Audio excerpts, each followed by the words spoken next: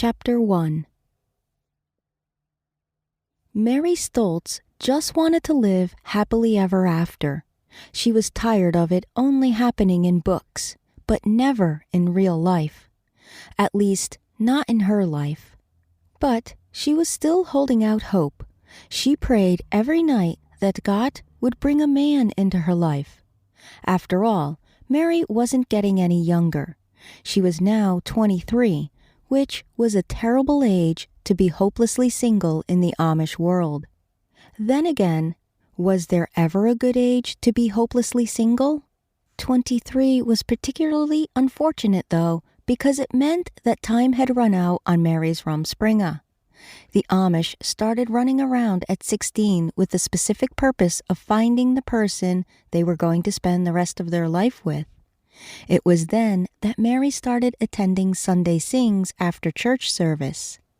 Ideally, a man and a woman would meet at one of these sings, hit it off, then the man would ask the woman out on a buggy ride where the courtship process would begin. Then, after they'd courted long enough and fallen in love, eventually the man would ask for the woman's hand in marriage, where they would not only get married, but be baptized into the Amish church as well. At least, that's how it was supposed to go. Mary's story did not follow that path. She had hit a sizable bump in the road and hadn't managed to recover yet. Of course, Jacob Chenier was more than just a bump in the road. He was Mary's first love, and Mary had fallen for him hard. She just didn't realize she'd fall on her face. They were together for 2 years before it went sour.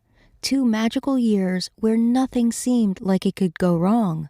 They talked about the kids they'd have, the life they were going to build, the great spoils the furniture held for them.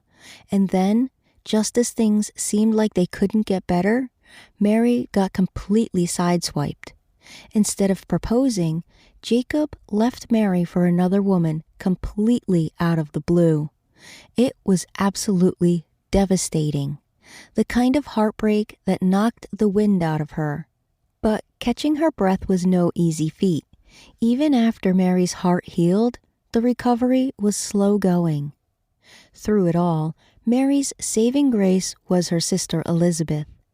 Apparently, heartbreak ran in the family because Elizabeth found herself painfully single at the same time as her sister. At least they had each other, though. They could reminisce about better times and dream of happy times they wished would come. It was comforting knowing they didn't have to go through it all alone. But then Elizabeth found a man, leaving Mary alone in the ranks of the hopelessly single. Suddenly, Mary felt like the last single woman in Lancaster. She knew that wasn't really true.